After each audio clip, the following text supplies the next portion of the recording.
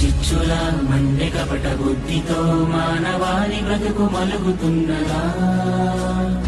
ఏకపాదమై ఉన్న ధర్మమే ఇలా ఇసుక సేతువై కూలుతున్నదా? ఆధరణి కన్నీరు తుడిచేందుకు నీరాకనే వేచరా